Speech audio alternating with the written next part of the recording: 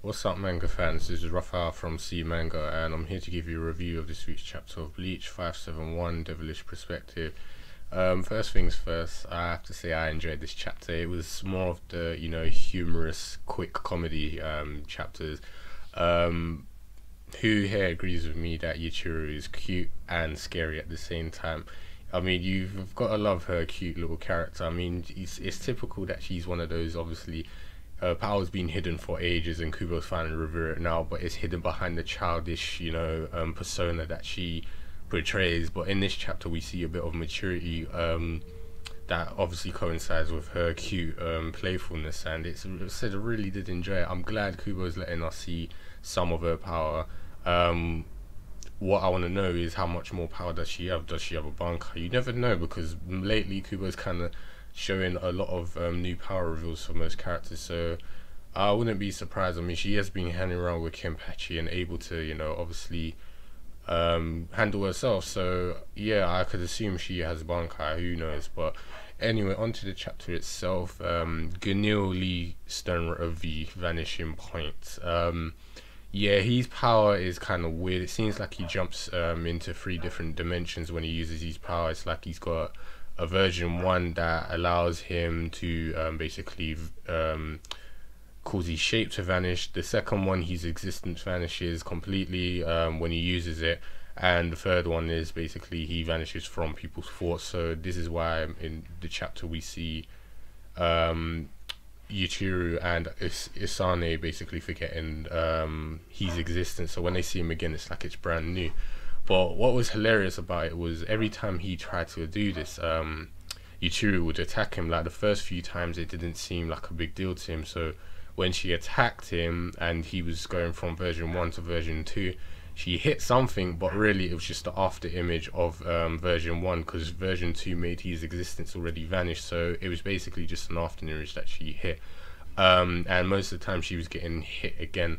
But every time he reappeared, she's just acted on instinct, and he eventually is like, what the hell's going on? Like, why is this girl managing to attack me and realize where I'm going to be? It's like she's just attacking on instinct.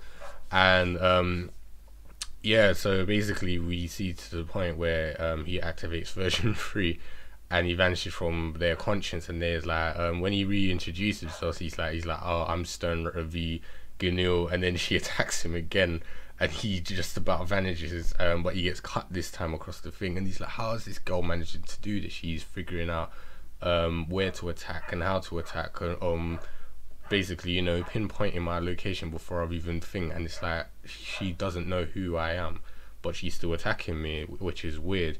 And then it's like he called her a monkey, but our like monkey features and wild animal instinct, but I'd rather think of her as a cat or something like that.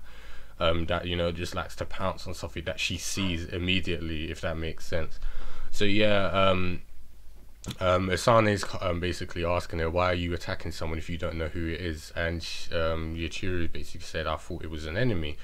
But she says she gets a feeling, and I think it was a ruffle or something like that. No, Russell, sorry, yeah, that's it. She gets the Russells.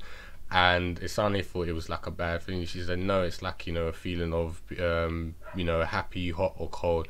It's the same thing Kenpachi gets when he sees someone and he gets this feeling, he wants to slash them. So it's basically a feeling of exhilaration or some sort of happiness that you found someone strong or someone, worthy of cutting.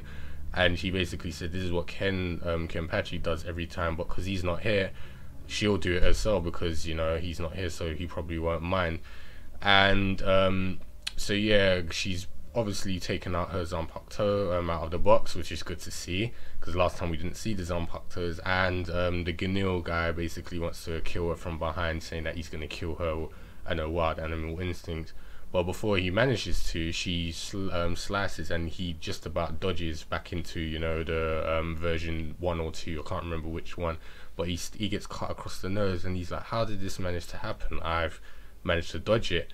But apparently her Zanpakuto can cut even after you dodged, and it's a copycat type Zanpakuto where there's someone imitating behind and in front of her sword, and it can get even further. It can basically get people further away, so the range increases for her.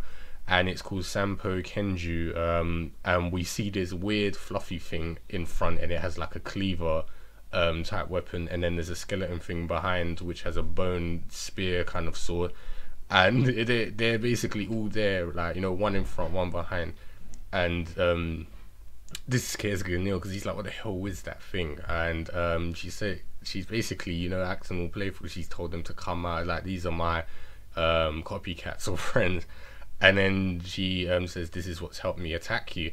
So yeah, the chapter pretty much ends with her you doing a triple attack, and they all slash from downwards. So she's in the middle, the bone guys at the back, and the fluffy guys at the front, and they attack her. And yeah, chapter ends there.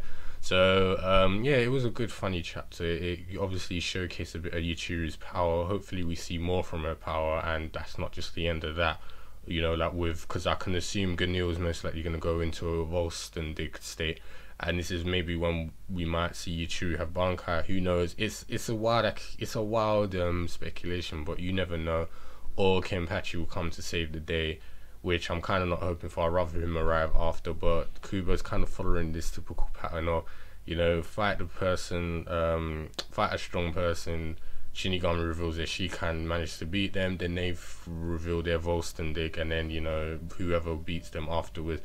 The only, I'd say, different battle we've had from that was Rukia's one, where she actually got to beat the person she was fighting, rather than, you know, Ryaka coming in and taking over. So we'll see what happens next time. Hopefully Yachiru isn't just going to get one-shotted or something. Hopefully we see more from her, because I did enjoy this chapter. And maybe we'll see what Ganil's Volstendig is, and the origin from it, which could possibly be he wanted to vanish from people and society, which obviously gave him the V vanishing point ability, because he was kind of a recluse, didn't work in society or something. He was just, you know, antisocial.